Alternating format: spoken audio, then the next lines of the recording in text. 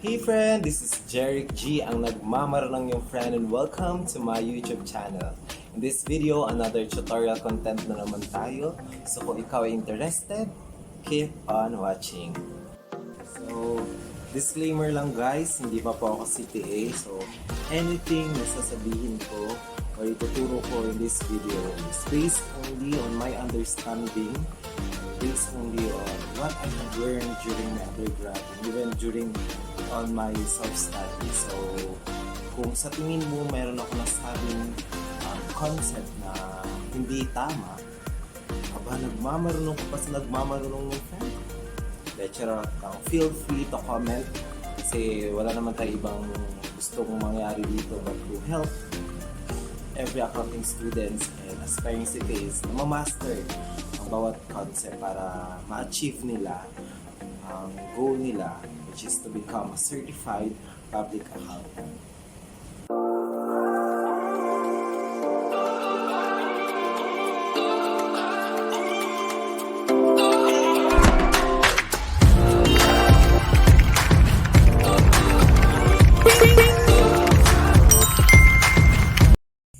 Okay, so in this video, I will be discussing with you the general principles of taxation. So with this topic, malalaman natin kung saan nga ba galing itong power of taxation, why do we need to pay tax, what's the benefit of paying taxes, the theory behind the taxation, and even the limitation provided on the power of taxation. But the first thing we need to know is, saan nga ba galing itong power of taxation na ito? So, let us begin our discussion. So, there are three inherent powers of the state. Inherent powers means it is on the very nature or part of the very nature of every state. So, kumbaga kakambal na ito ng state.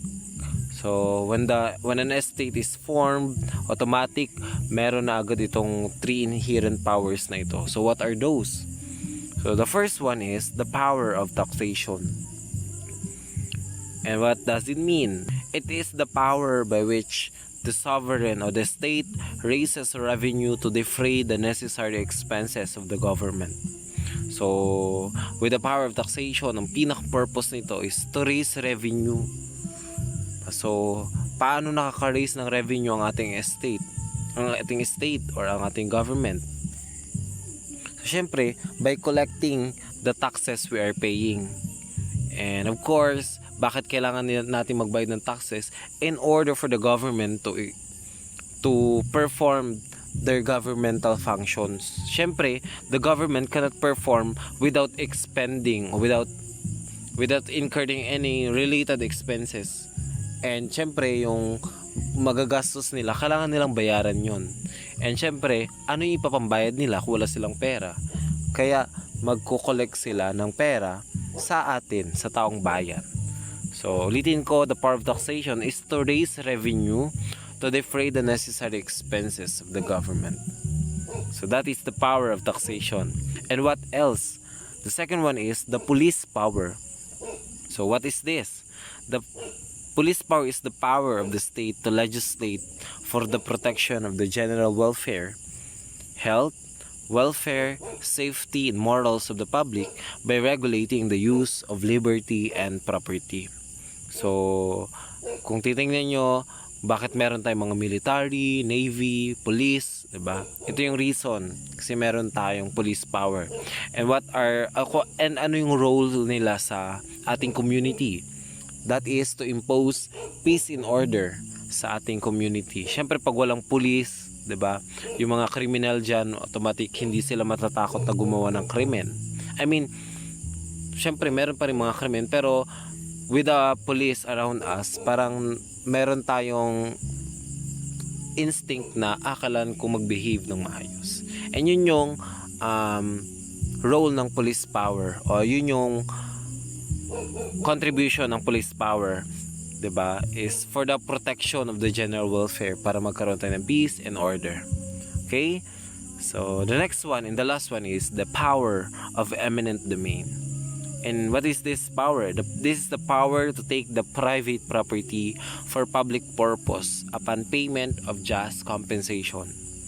So, itong power na ito, kinukuha niya yung private property ng isang tao kasi kailangan gamitin for public. And syempre, sa pagkuha ng government natin, kailangan niyang bayaran yung property na yon with just compensation. Ibig sabihin, the equivalent fair value of that property. So, no example nito, nagkaroon ng road widening ang ating DPWH. And syempre, upon road widening, nahagip yung bahay at yung lupang tinatayuan ng bahay mo. Syempre, hindi naman pwedeng sa pagsemento i-adjust yung area ng bahay nyo, ng lupa nyo. Hindi yun sisementohan. Kumbaga, magliliko ng pagsemento yung DPWH. Syempre, hindi naman ganun kasi hassle nun. And paano kung halimbawa nung natuyo na yung sinemento, biglang may mga truck na dumaan sa gilid, di na bangga pa yung bahay nyo. 'Di ba? Ang hassle pa nun, and magkukos pa yun ng trouble sa inyo. So, para hindi hassle, para hindi pangitingnan naman na merong bahay sa gilid ng kalsada, as in sa kalsada mismo. So, doon papasok yung government natin. So, anong gagawin nila? Kakausapin nila yung may-ari ng property. O-offera nila na kailangan yung lupa para sa road widening. Diba? And syempre, o-offeran kayo ng government by the fair value ng inyong property. And syempre, yun nga yung just compensation. And kapag hindi ka pumayag, diba? Doon nila i-exercise yung power of eminent domain. Kapag in-exercise na nila yon, of course, wala ka ng wala ka ng choice. Kailangan mong i-let go yung property mo. Pero syempre, babayaran ka naman ng government. So, yun yung eminent domain, to take private property for public use upon payment of just compensation. So, these are the three inherent powers of the state. So, para mas mag-gets natin, mas clear yung pagkakaintindi natin sa three inherent powers of the state, i-distinguish natin itong tatlong ito. So, ano nga ba yung mga distinctions among taxation, police power, and eminent domains? Of course, nagkakaiba sila as to purpose. Unang-una yon, syempre sa definition nila, nakita na agad natin. Yung purpose ng taxation is to raise revenue for the support and the expenses of the government. So, kailangan nilang magkolekta para mayroong gagamitin sa panggastos ng gobyerno. Well, sa police power naman is to promote general welfare through regulatory actions. Paano yun? Diba? Syempre yun nga, i-regulate nila or kukontrolin nila yung paggamit natin ng property and even ng ating liberty. Kalayaan. Syempre may mga tao na abusado, naabuso nila yung paggamit ng kalayaan natin to the point na nakakasakit na sila, or even sa property. Kinokontrol through police power, kinokontrol yung paggamit ng property kasi pwede rin makasakit na rin sila sa ibang tao, and sometimes kinoconfiscate yun ng nasa authority, and ang ginagawa nila is minsan sinisira nila yun, destroy, sinusunog kasi nga harmful yung effect nun sa community. And sa eminent domain naman, yung purpose nun is to take private property nga for public use. As to the amount to impose, so sa taxation, walang limit, unlimited yung imposition ng amount na pwedeng taksan. While sa police power naman, ang pwede nilang i-impose na amount is limited lamang doon sa cost of regulation, sa issuance of the licenses, and even sa surveillance. While sa eminent domain naman, walang amount na ini-impose, but yun nga, tayo pa nga yung nagbibigay ng just compensation doon sa private owner ng property. And hanggang saan yung sakop ng kapangyarihan ng inherent power na ito? Sa taxation, ang sakop niya, all persons, property, rights, and privileges. So, sakop niya yun. Well, sa police power, the same din sa taxation, pero nadagdagan lang ng liberty. Diba? Kasi nga, yun nga, minsan may mga taong umaabuso talaga ng kalayaan natin or ng freedom to choose what they want, to do what they want, diba? So, kailangan i-control din yun. Kasi minsan, sobrang abuso ng iba, diba? Nakakasakit na nga sila sa ibang tao. Next is the eminent domain. Syempre, ang scope nun, only on those, on that specific property lang na kailangang i-take kasi nga para sa public purpose. Okay? From the first one, the benefits received. So, ano ba yung mga natatanggap nating benepisyo sa mga power na ito? Syempre, sa taxation, there is no direct benefit na natatanggap mismo ng isang individual.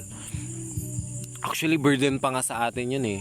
'Di ba? Ikaw yung nagbayad ng tax, 'di ba? Ikaw yung nawalan. Pero there is a general benefit na natatanggap natin. Syempre, yung perang ibinigay mo, papasok yun sa public funds, and yung public funds gagamitin ng government in order to perform their functions, 'di ba? So, yun. Nagkakaroon ng general benefit na natatanggap. So, the same with the police power, walang direct benefit sa individual. Diba? But a healthy economic standard is achieved. Syempre, yun nga, ang police power for the general welfare, diba? For protection, for the peace and order ng ating bansa. Diba? So, individually walang direct benefit from the police power. Pero as to community, syempre makikita mo naman na payapa yung isang bansa. Diba? And as to eminent domain naman, syempre merong benefits na natatanggap kapag in-exercise ng power of eminent domain, and there is a direct benefit in the form of just compensation. Syempre nawalan ka, magkakaroon ka naman ng just compensation. Ano pang difference ng tatlo? As to effect of transfer. So, ano ba yung naging effect ng pag-transfer ng pera, property, whatsoever? So, sa taxation, the taxes paid become part of the public funds. Yun ang sinabi ko kanina, nagiging parte ng public funds yung taxes na binabayad natin. Sa police power naman, walang transfer na nangyari, but only restrain the exercise of the power. Syempre, ang role ng police power is to regulate yung paggamit natin ng property and even ng ating liberty. Okay? And as to eminent domain, there is transfer of property in favor naman of the state. Okay.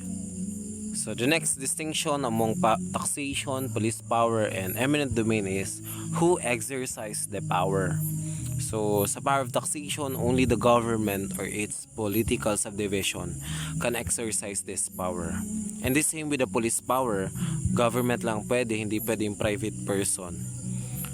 While sa eminent domain, pwedeng i-grant ng batas sa public service or utility companies. Usually these are the water district, the electric companies. So that's the distinction between the three. And that's it. I hope na nakatulong na naman itong tutorial content ko sa inyo. So if you find this video helpful, please subscribe to my YouTube channel. Like and share this video para marami pang accounting students at aspiring CPAs ang matuto sa konseptong ito. Thank you and see you on my next nagmamarunong na vids. Bye!